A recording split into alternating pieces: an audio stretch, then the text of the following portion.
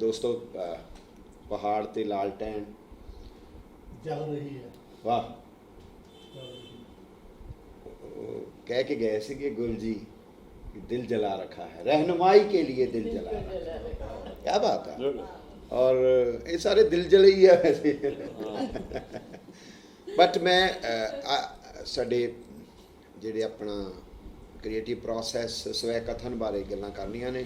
Doctor Surjit Kaur ਸੋਲ ਹੋਰਾਂ ਨੇ, ਇਹਨਾਂ ਦੀ ਸ਼ਖਸੀਅਤ ਬਾਰੇ ਮੈਂ ਇੱਕ ਦੋ ਸ਼ੇਅਰ ਨੇ ਕਿਸੇ ਦੇ, ਮੈਨੂੰ ਮੈਂ ਨਾਮ ਯਾਦ ਨਹੀਂ ਰੱਖਦਾ, ਪਰ ਉਹ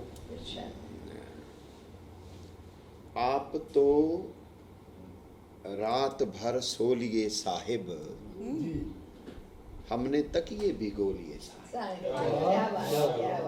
और जरा इन्ह ते शेर है कि हम उनके दामन को छू के आए हैं, हमको फूलों से तौलिए साहिब। ऐसी ऐसी शख्सियत ने साडे बड़े ने, इन्हां दे दामन नूं छू के ऐ लगदा तुसीं कली हो गए हो यार, हौले हो गए हो। अच्छा, ऐसे मुलायम दिल मैं नहीं देखे, बीबियां मैं सख्त बहुत देखियां, मुलायम घट देखियां, समेत मेरी बीबी दे बीबी मां मेरी बड़ा डांट, ये डांटणगे नहीं रोन लपणगे कि यार तुसीं आ की कही जांदे ते ये जिहड़ा। और इस मरहले ते पहुंचना, इस अपने मन नूं इस द्रविता इस वात्सल्य च लैके आउण लई जिहड़ा रियाज है तुहाडा, जिहड़ा पौदियां नाल रियाज जिवें नादर साहब करदे ने, ਉਹ ਕੁੜੀ ਜਿਹੜੀ ਤੁਹਾਨੂੰ ਗੁਬਾਰੇ ਦੇ ਕੇ ਗਈ ਹੈ, ਉਹ ਪੌਦਾ ਹੈ ਕੋਈ ਤੁਹਾਡੇ ਮਨ 'ਚ ਕਿਤੇ ਨਾ ਕਿਤੇ।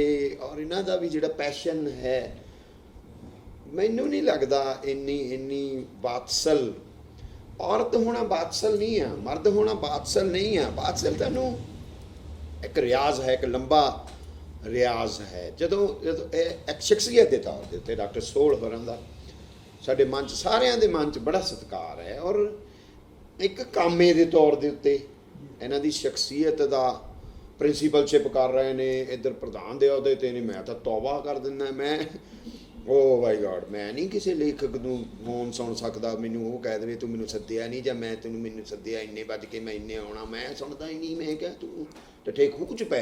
बट इन्हां दा जिहड़ा तहम्मल है जां हिरदे दी विशालता कह लो इहनूं, जां की है वो, मैं नहीं वो महसूस कर सकदा, क्योंकि मैं बहुत छोटा, मेरा तो टैंपर बहुत एकदम ही ठा ठा ठा ठा हो जाती है। तो मैनूं लगदा हुंदा कि इन्हां दा बहुत वड्डा वो लगातार काम करी जाना, पढ़ी भी जाना, लिखी भी जाना, पौदियां नाल भी, परिवार भी, बच्चे भी, नूह भी, डॉक्टर भी, और पौधे भी, अकादमी भी, और क्या यार। फिर जे नज़म है, मैं इन्हां दी नज़म दियां 7 किताबां ਉਹਨੂੰ ਐਡਿਟ ਕਰਕੇ ਉਹਦੇ ਵਿੱਚੋਂ ਕੁਝ ਚੁਣਿੰਦਾ किताबां लैके बरखिलाफ बजाते खुद जिस वेले मैं इकट्ठा पढ़ रहा सी यार, जिवें असीं मान साहब की सवेरे गल कर रहे थे कि वो लगता किसी औरत की लिखी हुई है, इन्हां दी कते नहीं तुहानूं लगेगा कि यार किसी जिवें साडीआं बीबियां लोहियां लाखियां होईयां पईयां ने, नारीवादी बीबियां जिहड़ियां आइसोलेशन च, कोई वरतारा आइसोलेशन च थोड़ा हुंदा, कोई भी वरतारा आइसोलेशन च नहीं हुंदा, असीं जुड़े हुन्ने आ। तुसीं घाह दी तिड़ तोड़दे हो, पता नहीं करोड़ां वल पै जांदे होणे ने नेचर नूं। और इन्हां दी कविता दे विच मर्द भी वो कहंदा मैं जिन्ना क बचिया खुचिया आवांगा, हाय हाय हाय हाय, मैं यार बरा बरोबर एक मर्द की स्थिति की है, वो किदां खचित हुंदा आ, खपत हुंदा आ, कमोडिटी बनदा आ, वस्तु जे औरत वस्तु बना दी गई है, मर्द भी बना दिता गया है। कॉरपोरेट वर्ल्ड तुसी जॉकी दे अंडर गारमेंट्स जे वो बीबियां नूं इस्तेमाल हुंदा उन्हां दी बॉडी दे तौर दे उत्ते, जिहनूं नारीवादियां बहुत ज़्यादा बीबियां मैं कह दिंदा हुन्ना इह सख्ती दे नाल ही, वो भाई नाल ही मर्द दे भी उन्होंने वो पा के निक्कर टाइप जी, तो वह भी बॉडी उदा ही दिखाते हैं, क्योंकि वो ਉਹ ਤਾਂ ਐਡ ਦੀ ਕਮੋਡਿਟੀ ਬਣ ਗਿਆ ਨਾ, ਬੰਦਾ ਕਮੋਡਿਟੀ ਬਣ ਗਿਆ, ਯਾਨੀ ਔਰਤ ਮਰਦ ਨਹੀਂ ਬਣੇ ਹੈ, ਅਸੀਂ ਬਣ ਗਏ ਕਮੋਡਿਟੀ, ਕੰਜ਼ਿਊਮਰ ਅਸੀਂ ਖਚਤ ਖਪਤ ਹੋਣਾ ਸ਼ੁਰੂ। ਸੋ ਜਦੋਂ ਮੈਡਮ ਸੋਹਲ ਹੋਰਾਂ ਦੀ ਨਜ਼ਮ ਦੇ ਵਿੱਚੋਂ ਦੀ ਲੰਬੇ ਸਮੇਂ ਤੋਂ ਹੀ ਲੰਘਦੇ ਆ, ਤਾਂ ਔਰਤ ਉਸ ਤਰੀਕੇ ਨਹੀਂ ਹੈ, ਮਰਦ ਉਸ ਤਰੀਕੇ ਨਹੀਂ ਹੈ। ਉਹਨਾਂ ਦੇ ਦੁੱਖ ਸੁੱਖ, ਉਹਦੀ ਈਗੋ, ਉਹਦਾ ਚੁੰਨੀ, ਉਹਦੀ ਫਿਰ ਜੇ ਔਰਤ ਹੈ ਤਾਂ ਮਾਈ ਗॉड ਉਹ ਜ਼ਿੰਦਗੀ ਵਿੱਚੋਂ ਢੋਰਾ ਚੁਗਦੀ। ਯਾਰ ਕਿਆ ਬਾਤ ਆ, ਇੱਕੋ ਹੀ ਲਾਈਨ, ਲੜ ਗਈ ਮੇਰੇ ਯਾਰ, ਹੋਣੀ ਹੈ ਹੋਣੀ ਹੈ। ਉਹ ਸਦੀਆਂ ਤੋਂ ਲੈ ਕੇ ਹੁਣ ਤੱਕ ਉਹ ਢੋਰਾ ਚੁਗਣਾ ਉਹਦੀ ਹੋਣੀ ਹੈ। ਹਾਂ ਯਾਰ, ਔਰ ਢੋਲਾ ਚੁਗਣਾ ਐਦੂ ਵੱਡਾ ਨਾਰੀਵਾਦ ਕੀ ਹੁੰਦਾ ਹੈ ਯਾਰ। ਜਦ ਜਿਹਨੇ ਕਹਿਤਾ ਕਿ ਆਹ ਆ ਮੇਰੀ ਜ਼ਿੰਦਗੀ, ਆਹ ਆ ਮੇਰੀ ਲਾਈਫ, ਫਿਰ ਕਹਾਣੀਆਂ ਤੇ ਆਏ ਨਹੀਂ ਡਰਾਤਾ। ਫਿਰ ਸਾਨੂੰ ਅਸੀਂ ਤਾਂ ਫਿਕਸ਼ਨ ਦੇ ਬੰਦੇ ਨਾ, ਕਹਾਣੀ ਦੇ ਬੰਦੇ ਆ ਜੀ। ਕਹਾਣੀ ਲਿਖੀ ਭਾਈ, ਔਰ ਉਹਦੇ ਵਿੱਚ ਫਿਰ ਉਹੀ ਕਿ ਇੱਕ ਮੈਨੂੰ ਇਹ ਸਾਡੀ ਸੁਸਾਇਟੀ ਦਾ, ਮੈਂ ਡਾਕਟਰ ਰਵੇਲ ਹੋਰੀ ਬੈਠੇ ਨੇ, ਡਾਕਟਰ ਸਾਹਿਬ ਉੱਭ ਗਏ, ਬੰਦਾ ਉੱਭ ਗਿਆ ਇਸ ਡੇਢ ਕੁ ਦਹਾਕੇ ਦੇ ਵਿੱਚ। ਹਰ ਬੰਦਾ ਉੱਭ ਗਿਆ, ਕ੍ਰੀਏਟਿਵ ਵੀ ਉੱਭ ਗਿਆ, ਔਰ ਉਹ ਉੱਭੇ ਹੋਏ ਡਰ ਲੱਗਦਾ ਕਈ ਵਾਰੀ ਉਹਨਾਂ ਉੱਭੇ ਹੋਇਆਂ ਤੇ। ਸਾਡੇ ਪ੍ਰੋਫੈਸਰ ਜੋੜੀ ਬੱਚੇ ਬਾਹਰ ਚਲੇ ਗਏ ਤੇ ਮੈਂ ਦੇਖਦਾ ਉਹ ਉੱਭ ਤੋੜਨ ਦੀ ਕੋਸ਼ਿਸ਼ 'ਚ ਹੈ। ਮੈਂ ਮਹਿਸੂਸ ਕਰ ਰਿਹਾ ਉੱਭ ਤੋੜਨ ਦੀ ਕੋਸ਼ਿਸ਼ ਹੈ। ਬਾਜ਼ਾਰ ਜਾਂਦੇ ਨੇ, ਮਾਲ 'ਚ ਜਾਂਦੇ ਨੇ, ਇੱਧਰ ਰਕਸ਼ਾ ਕਰ ਲੈ, ਆਟੋ ਰਿਕਸ਼ਾ, ਉਹ ਇਲੈਕਟ੍ਰਿਕ ਰਕਸ਼ਾ ਕਰਦੇ ਨੇ ਜੇ ਉਹ। ਫਿਰ ਇੱਕ ਦਿਨ ਆਉਂਦਾ ਉਹਨਾਂ ਦਾ ਮੈਸੇਜ ਮੈਨੂੰ, ਦੇ ਕਮਿਟ ਸੁਸਾਈਡ। ਉੱਭ ਨਹੀਂ ਟੁੱਟ ਰਹੀ ਬੰਦੇ ਦੀ। ਉਸ ਉੱਭ ਦੇ ਭਰੇ ਹੋਏ ਕਰੈਕਟਰਸ ਨੂੰ, ਜਿਵੇਂ ਡਾਕਟਰ ਸੋਹਲ ਹੋਰਾਂ ਨੇ ਫਿਰ ਸਰਗੀ ਦੀ ਕਹਾਣੀ ਆਈ ਹੈ ਆਫਟਰ 40, ਕਿਆ ਉੱਭ ਨਾ ਭਰੇ ਹੋਏ ਕਰੈਕਟਰ, ਕਿਆ ਤਿੰਨ ਬੀਬੀਆਂ ਤੇ ਆ ਕਹਾਣੀ। ਉਹ ਇਹਨਾਂ ਦੀ ਤੁਹਾਡੀ ਵੀ ਕਹਾਣੀ ਨਾਲ ਆ ਰਹੀ ਹੈ, ਉਹ ਵੀ ਆਲਮੋਸਟ ਉੱਭ ਨਾ ਭਰੇ ਹੋਏ ਆ। ਸੋ ਉਹ ਕਰੈਕਟਰ ਜਿਹੜੇ ਅੱਜ ਸਾਡੇ, ਔਰ ਉਨੀ ਸਸ਼ਕਤਤਾ ਦੇ ਨਾਲ, ਜਿੰਨੀ ਸਸ਼ਕਤਤਾ ਦੇ ਨਾਲ ਨਜ਼ਮ ਲਿਖਦੇ ਨੇ, ਮੈਨੂੰ ਕ੍ਰਿਟਿਸਿਜ਼ਮ ਆਉਂਦਾ ਹੀ ਨਹੀਂ ਕਰਨਾ। ਮੈਨੂੰ ਤਾਂ ਅੱਛਾ ਦੇਖਣਾ ਆਉਂਦਾ ਜੋ ਸੋਹਲ ਹੋਰਾਂ ਦੇ ਸਾਹਿਬ। ਇਹਨਾਂ ਬਾਰੇ ਮੈਂ ਡਿਟੇਲ 'ਚ ਇਸ ਕਰਕੇ ਵੀ ਆਪਾਂ ਇੱਕ ਗੱਲ ਕਰ ਰਹੇ ਸੀਗੇ, ਡਾਕਟਰ ਸਾਹਿਬ ਨੇ ਵੀ ਕੀਤੀ, ਨਾਦਰ ਸਾਹਿਬ ਨੇ ਵੀ ਗੱਲ ਕੀਤੀ ਕਿ ਸਾਡੇ ਜੋ ਚੱਲ ਰਿਹਾ ਹੁੰਦਾ ਨਾ, ਉਹ ਤੁਹਾਡੀ ਰਚਨਾ 'ਚ ਕਿਵੇਂ। ਜਦੋਂ ਮੈਂ ਇਹਨਾਂ ਦੀ ਕਿਤਾਬ ਐਡਿਟ ਕਰ ਰਿਹਾ ਸੀ ਤੇ ਮੇਰੇ ਭਾਣਜੇ ਦਾ ਮੈਟਰੀਮੋਨੀਅਲ ਡਿਸਪਿਊਟ ਸੀ। ਮੈਂ 51 ਸਾਲਾਂ ਦਾ ਹੋ ਗਿਆ ਤੇ ਉਦੋਂ ਮੈਂ 49 ਸਾਲਾਂ ਦਾ ਸੀ। ਤੇ ਪਹਿਲੀ ਵਾਰੀ ਮੇਰੇ ਖਿਲਾਫ, ਮੈਂ ਮਾਮਾ ਨਾ, ਉਹ ਕਹਿੰਦੇ ਵੀ ਤੂੰ ਮਾਮਾ ਲੱਗਦਾ, ਤੇ ਮੈਂ ਤਾਂ ਲੱਗਦਾ ਸੀਗਾ ਮਾਮਾ, ਹੈ ਨਾ। ਉਹ ਮੇਰੇ ਖਿਲਾਫ ਮਾਮਾ, ਉੱਪਰੋਂ ਪੱਤਰਕਾਰ ਸਿਫਾਰਸ਼ਾਂ ਜਾਂਦੀਆਂ ਸੀ SSP ਸਾਹਿਬ ਤੇ ਪਤਾ ਨਹੀਂ ਕਿਹੜੀਆਂ ਵੀ ਯਾਰ ਇਹਨਾਂ ਦਾ ਨਿਬੇੜਦੇ ਚ। ਖੈਰ ਨਹੀਂ, ਉਹ ਮੈਨੂੰ ਉੱਥੇ ਇੰਸਪੈਕਟਰ ਬੀਬੀ ਮੇਰੀ ਬਾਅਦ ਦੋਸਤ ਵੀ ਬਣ ਗਈ, ਉਹਨੇ ਉਹ ਐਪਲੀਕੇਸ਼ਨ ਦਿਖਾ ਲਈ, ਉਹਦੇ 'ਤੇ ਲਿਖਿਆ ਸੀ ਬਰਖਲਾਫ ਦੇਸ ਰਾਜ ਕਾਲੀ। ਮਾਈ ਗॉड, ਮੇਰੇ ਕੋਈ ਬਰਖਲਾਫ ਹੈਗਾ ਯਾਰ। ਮੈਨੂੰ ਉਸ ਸ਼ਬਦ ਨੇ ਮੇਰੇ ਜਿਵੇਂ ਗੋਲੀ ਬਰਸਟ ਮਾਰਿਆ ਹੁੰਦਾ, ਮੇਰੇ ਵੀ ਗਾਲੀ ਦੇ ਵੀ ਕੋਈ ਬਰਖਲਾਫ ਹੈਗਾ ਯਾਰ। ਉਦੋਂ ਮੈਂ ਇਹਨਾਂ ਦੀ ਕਿਤਾਬ ਐਡਿਟ ਕਰ ਰਿਹਾ ਸੀ, ਔਰ ਮੈਂ ਫਿਰ ਦੇਖਿਆ ਇਹ ਤਾਂ ਆਪਣੇ ਆਪ ਹੀ ਬਰਖਲਾਫ ਨੇ, ਬਜ਼ਾਤੇ ਖੁਦ ਬਰਖਲਾਫ ਨੇ। ਪਰ ਉਹ ਲਫ਼ਜ਼ ਮੇਰੇ ਉਹ ਬਰਸਟ ਸੀ, ਅੰਦਰ ਨਿਕਲਣਾ ਸੀ ਰਿਹਾ।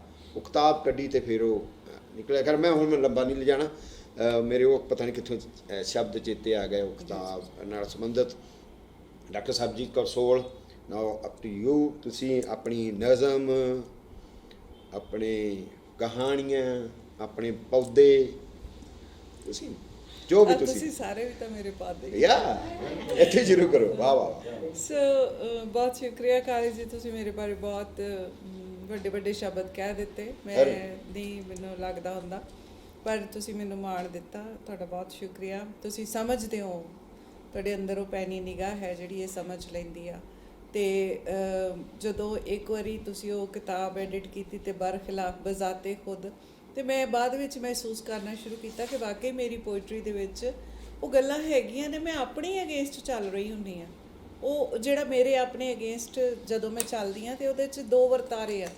ਉਹ ਇੱਕ ਵਰਤਾਰਾ ਆ ਜੋ ਮੈਂ ਹਾਂ, ਦੂਜਾ ਉਹ ਵਰਤਾਰਾ ਜੋ ਮੈਂ ਨਹੀਂ ਆ ਪਰ ਹੋਣਾ ਚਾਹੁੰਦੀ ਹਾਂ। ਉਹ ਹਰ ਮਨੁੱਖ ਦਾ ਆ। ਇਸ ਵੇਲੇ ਜਿਹੜਾ ਜੀਵਨ ਹੈ ਨਾ, ਉਹ ਸਮਝਣ ਦੀ ਬੜੀ ਲੋੜ ਹੈ ਤੇ ਸਾਨੂੰ ਸਮਝਾ ਕੋਈ ਨਹੀਂ ਰਿਹਾ ਜਿਉਣ ਦਾ ਤਰੀਕਾ, ਨਾ ਸਾਡੇ ਸਕੂਲ ਕਾਲਜ, Yeah. ਨਾ ਸਾਡੇ ਸਿਲੇਬਸ, ਤੇ ਨਾ ਅਸੀਂ ਲੇਖਕ। ਤੇ ਪਤਾ ਨਹੀਂ ਉਹ ਮੈਂ ਕਦੇ ਕਦੇ ਮੈਨੂੰ ਲੱਗਦਾ ਹੁੰਦਾ ਵੀ ਮੈਂ ਬਾਹਲੀ ਸੋਸ਼ਲਿਸਟ ਬਣਦੀ ਹਾਂ ਜਦੋਂ ਮੈਂ ਬਚਪਨ 'ਚ ਨਾਨਕ ਸਿੰਘ ਪੜ੍ਹ ਲਿਆ। ਨਾਨਕ ਸਿੰਘ ਨੂੰ ਪੜ੍ਹਨ ਤੋਂ ਬਾਅਦ, ਕਿਉਂਕਿ ਮੇਰੇ ਫਾਦਰ ਗੁਰੂ ਨਾਨਕ ਦੇਵ ਯੂਨੀਵਰਸਿਟੀ 'ਚ ਜੌਬ ਕਰਦੇ ਸੀ, ਪਹਿਲਾਂ ਪੰਜਾਬ ਯੂਨੀਵਰਸਿਟੀ 'ਚ ਸੀ, ਇੱਥੋਂ ਬਦਲ ਕੇ GNDU 'ਚ ਚਲੇ ਗਏ। ਤੇ ਮੈਂ ਆਪਣੇ ਮਾਂ ਪਿਓ ਨੂੰ ਬਹੁਤ ਕੰਮ ਕਰਦੇ ਵੇਖਿਆ, ਬਹੁਤ ਕੰਮ ਕਰਦੇ ਵੇਖਿਆ। ਔਰ ਇੰਨਾ ਉਹ ਆਪਣੇ ਰਿਸ਼ਤੇਦਾਰਾਂ ਦਾ ਸਭ ਦਾ ਕਰਦੇ ਸੀ, ਕਿਸੇ ਦਾ ਦਿਲ ਨਹੀਂ ਦੁਖਾਉਣਾ, ਕਿਸੇ ਨੂੰ ਲੋੜ ਵੇਲੇ ਹੈਲਪ ਕਰਨੀ, ਕੋਈ ਆ ਜਾਏ, ਸਹੁਰੇ ਪੇਕੇ ਪੈਸੇ ਵਾਲੇ। ਤੇ ਜਦੋਂ ਮੇਰੇ ਡੈਡ ਪੂਰੇ ਹੋਏ ਤੇ ਕਈ ਜਾਣੇ ਆ ਕੇ ਪੈਸੇ ਮੋੜ ਕੇ ਗਏ ਵੀ ਅਸੀਂ ਉਹਨਾਂ ਤੋਂ ਲਏ ਹੋਏ ਸੀ। ਤੇ ਉਹ ਸਾਡੇ ਆਮਣੇ ਸਾਹਮਣੇ ਗਲੀ ਗੁਆਂਢ ਵਾਲੇ ਕਹਿੰਦੇ ਵੀ ਸਾਡਾ ਤੇ ਬੈਂਕ ਸੀ, ਵੀ ਵੇੜੇ ਕੋੜੇ ਸਾਨੂੰ ਜਿੰਨੇ 5-10 ਹਜ਼ਾਰ ਦੀ ਲੋੜ ਪੈਂਦੀ ਸੀ ਗ੍ਰਾਹ ਸਾਹਿਬ ਦਿਓ, ਹੈ ਨਾ। ਤਾਂ ਉਹ ਚੀਜ਼ਾਂ ਮੈਨੂੰ ਲੱਗਦਾ ਬਚਪਨ 'ਚ ਮੇਰੇ ਅੰਦਰ ਜਮ੍ਹਾਂ ਹੁੰਦੀਆਂ ਗਈਆਂ। ਤੇ ਬਾਕੀ ਜੋ ਤਜਰਬੇ ਪੜ੍ਹਨ ਦੇ, ਕੋਈ ਮੈਂ ਬਹੁਤ ਜ਼ਿਆਦਾ ਸਕਾਲਰ ਨਹੀਂ ਆ। ਤੇ ਸਭ ਤੋਂ ਵੱਡੀ ਘਾਟ ਮੇਰੀ ਇਹ ਰਹੀ ਆ ਕਿ ਮੈਂ ਉਸ ਤਰ੍ਹਾਂ ਦੀ ਸਿੱਖਿਆ BSc ਕੀਤੀ, ਨਾਨ ਮੈਡੀਕਲ, ਜਰਨਲਿਜ਼ਮ ਕਰ ਲਈ, B.Ed ਕਰ ਲਈ, ਤੇ ਸ਼ੌਂਕ ਵਜੋਂ ਮੈਂ MA ਪੰਜਾਬੀ ਕੀਤੀ। ਕਿਉਂਕਿ ਜਦੋਂ ਮੈਂ 8ਵੀਂ 7ਵੀਂ 'ਚ ਸੀ ਤੇ ਮੇਰੇ ਫਾਦਰ ਸਾਹਿਬ ਉਦੋਂ MA ਪੰਜਾਬੀ ਕਰਦੇ ਸੀ। ਤਾਂ ਜਦੋਂ MA ਪੰਜਾਬੀ ਕਰਦੇ ਸੀ ਮੈਨੂੰ ਪੰਜਾਬੀ ਪੜ੍ਹਨ ਦਾ ਸ਼ੌਂਕ ਪੈ ਗਿਆ। ਮੈਂ ਉਹਨੂੰ ਪੜ੍ਹਦੀ ਰਹੀ, ਨਾਨਕ ਸਿੰਘ ਪੜ੍ਹਿਆ, ਫਿਰ ਮੈਂ ਲਾਇਬ੍ਰੇਰੀ 'ਚੋਂ GNDU 'ਚੋਂ ਉਹ ਵੇਖਣਾ ਮੋਹਰੇ ਵਾਲਾ, ਹੈ ਨਾ, ਜਿੱਥੇ ਕਿਤਾਬਾਂ ਦਾ ਹੁੰਦਾ, ਹੁਣ ਵੀ ਅੰਮ੍ਰਿਤਾ ਪ੍ਰੀਤਮ ਦੀ ਆਹ ਕਿਤਾਬਾਂ ਲਿਆ ਦਿਓ, ਹੁਣ ਨਾਨਕ ਸਿੰਘ ਦੀਆਂ ਡੈਡੀ ਆਹ ਕਿਤਾਬਾਂ ਲਾਇਬ੍ਰੇਰੀ 'ਚੋਂ ਇਸ਼ੂ, ਉਹ ਲਾਇਬ੍ਰੇਰੀ 'ਚੋਂ ਇਸ਼ੂ ਕਰਵਾ ਕੇ ਲਿਆ ਦਿੰਦੇ ਸੀ, ਮੈਂ ਪੜ੍ਹਦੀ ਸੀ, ਵਾਪਸ ਹੋ ਜਾਂਦੀਆਂ ਸੀ। ਸੋ ਉੱਥੋਂ ਪੰਗਾ ਪਿਆ ਸਾਰਾ। ਤੇ ਕਰਦੇ ਮੈਂ ਜਦੋਂ ਨੂੰ ਸਾਡਾ ਪਿਓ ਧੀ ਦਾ ਫੈਸਲਾ ਹੋਇਆ, ਡੈਡੀ ਕਹਿੰਦੇ MSc ਕਰ ਲਾ ਤੂੰ, ਹੁਣ ਨਾਨ ਮੈਡੀਕਲ ਕੁਛ ਕਰ ਲਾ, ਫਿਜ਼ਿਕਸ ਕੈਮਿਸਟਰੀ। ਤੇ ਮੈਂ ਕਿਹਾ ਵੀ ਨਹੀਂ, ਮੈਂ ਤਾਂ MA ਪੰਜਾਬੀ ਕਰਨੀ। ਜਦ ਨੂੰ ਸਾਡੇ ਪਿਓ ਧੀ ਦਾ ਮਤਲਬ ਰੌਲਾ ਜਿਹਾ ਮੁੱਕਾ ਤਾਂ ਉਦੋਂ ਨੂੰ ਐਡਮਿਸ਼ਨ ਲੰਘ ਗਏ। ਫਿਰ ਮੈਨੂੰ ਕਹਿੰਦੇ ਤੂੰ ਕੋਰਸਪੋਂਡੈਂਸ ਕਰ ਲਾ। ਮੈਂ ਪੰਜਾਬੀ ਯੂਨੀਵਰਸਿਟੀ ਪਟਿਆਲਾ ਤੋਂ ਕੋਰਸਪੋਂਡੈਂਸ ਰਾਹੀਂ MA ਪੰਜਾਬੀ ਕੀਤੀ। ਜਦ ਕਿ ਮੈਂ 10ਵੀਂ ਤੱਕ ਪੰਜਾਬੀ ਪੜ੍ਹੀ ਸੀ, ਉਦੋਂ 11ਵੀਂ 'ਚ BSc 'ਚ ਕੋਈ ਪੰਜਾਬੀ ਨਹੀਂ ਸੀ ਹੁੰਦੀ, ਤੇ ਸਿੱਧੇ ਆਪਾਂ ਛਾਲ ਮਾਰੀ MA ਤੇ। ਠੀਕ ਹੈ, ਉਹਦੇ ਵਿੱਚ ਜਿਹੜਾ ਮੇਰਾ ਨੁਕਸਾਨ ਹੋਇਆ ਵੀ ਜੋ ਕੁਝ ਤੁਸੀਂ ਵਿੱਚੋਂ ਦੀ ਨਿਕਲਦੇ ਹੋ ਉਹ ਸਾਰਾ ਕੁਝ ਮੇਰੇ 'ਚੋਂ ਮਾਈਨਸ ਹੋ ਗਿਆ। ਤੇ ਉਹਦੀ ਥਾਂ ਤੇ ਸਿਰਫ ਮੇਰੇ ਕੋਲ ਸੀ ਮੇਰਾ ਪੈਸ਼ਨ, ਮੇਰੀ ਸ਼ਿੱਦਤ, ਮੇਰਾ ਸ਼ੌਂਕ, ਹੈ ਨਾ। ਤੇ ਉਹ ਜਦੋਂ ਨਾਨਕ ਸਿੰਘ ਪੜ੍ਹਦੀ ਸੀ ਤੇ ਮੈਨੂੰ ਲੱਗਦਾ ਹੁੰਦਾ ਸੀ ਮੈਂ ਬਾਪੂ ਹੀ ਨਹੀਂ ਕਹਿਣਾ, ਬਾਪੂ ਜੀ ਮੈਂ ਤੁਹਾਡੇ ਨਾਲ ਟਰੈਕਟਰ ਚਲਾਉਂਗੀ, ਮੈਂ ਐਂ ਕਰੂੰਗੀ ਵੀ ਜਿਵੇਂ ਪਤਾ ਨਹੀਂ ਮੈਂ ਕਿੱਡਾ ਕੁ ਸਮਾਜ ਸੁਧਾਰ ਦੇਣਾ। ਤੇ ਉਹ ਕੀੜਾ ਅਜੇ ਵੀ ਮੇਰੇ ਅੰਦਰ ਹੈਗਾ। ਦਿਸ ਵੇ ਔਰ ਦੈਟ ਵੇ ਵਿਚਾਰ ਨਾਲ, ਲਿਖਤ ਨਾਲ, ਜਾਂ ਕਿਸੇ ਵੀ ਗੱਲ ਨਾਲ ਮੈਨੂੰ ਹੁੰਦਾ ਵੀ ਇਹਨੂੰ ਜਿਵੇਂ ਇੰਟਰਾਵੀਨਸ ਇੰਜੈਕਸ਼ਨ ਲਾ ਦਈਏ ਨਿਆਣਿਆਂ ਨੂੰ। ਮੈਂ ਉਹਨਾਂ ਨੂੰ ਇੱਦਾਂ ਹੀ ਕਰਦੀ ਕਿ ਉਹਨਾਂ ਨੂੰ ਕੁਛ ਇੱਦਾਂ ਦਾ ਦੇ ਦਿਓ ਵੀ ਹਾਂ ਇਹ ਠੀਕ ਹੋ ਜਾਏ, ਕੁਝ ਚੰਗਾ ਹੋ ਜਾਏ, ਹੈ ਨਾ। ਇਹ ਨਿਆਣੇ ਸਾਡੇ ਆ, ਇਹ ਲੋਹੇ ਤੋਂ ਪਾਰਸ ਬਣ ਜਾਣ, ਕੁਛ ਵੀ ਮਤਲਬ ਛੋਟੀਆਂ ਛੋਹਾਂ। ਉਹ ਛੋਹਾਂ ਇਨਸਾਨਾਂ ਲਈ ਵੀ ਨੇ, ਮੇਰੇ ਵਿਦਿਆਰਥੀਆਂ ਲਈ ਵੀ ਨੇ, ਮੇਰੇ ਪਰਿਵਾਰ ਲਈ ਵੀ ਨੇ, ਮੇਰੇ ਪੌਦਿਆਂ ਲਈ ਵੀ ਨੇ। ਤੁਸੀਂ ਸੱਚ ਜਾਣਿਓ, ਜਦੋਂ ਮੈਨੂੰ ਮਤਲਬ ਜਦੋਂ ਮੇਰਾ ਕੁਝ ਜੀ ਨਾ ਲੱਗਦਾ ਹੋਵੇ ਤੇ ਮੈਂ ਉੱਠ ਕੇ ਨਰਸਰੀ ਤੁਰ ਜਾਂਦੀ ਹਾਂ, ਫਿਰ ਮੈਂ ਪੌਦੇ ਲਿਆਉਂਦੀ ਹਾਂ, ਫਿਰ ਮੈਂ ਉਹਨਾਂ ਨੂੰ ਆਪ ਟਰਾਂਸਪਲਾਂਟ ਕਰਦੀ ਹਾਂ। ਫਿਰ ਉਹ ਜਦੋਂ 1 ਤੋਂ 2 ਹੁੰਦੇ ਨੇ, ਵਿੱਚ ਛੋਟੇ ਨਿਕਲਦੇ ਆ, ਤੇ ਫਿਰ ਮੈਂ ਕਿ ਮੇਰੇ ਨੌਕਰ ਵੀ ਕਹਿੰਦੇ ਇਹਦਾ ਬੇਬੀ ਆ ਗਿਆ, ਹੁਣ ਇਹ ਤਾਂ ਬੇਬੀ ਨੂੰ ਸੰਭਾਲ ਕੇ ਦੂਜੇ 'ਚ ਲਾ ਦਿਓ।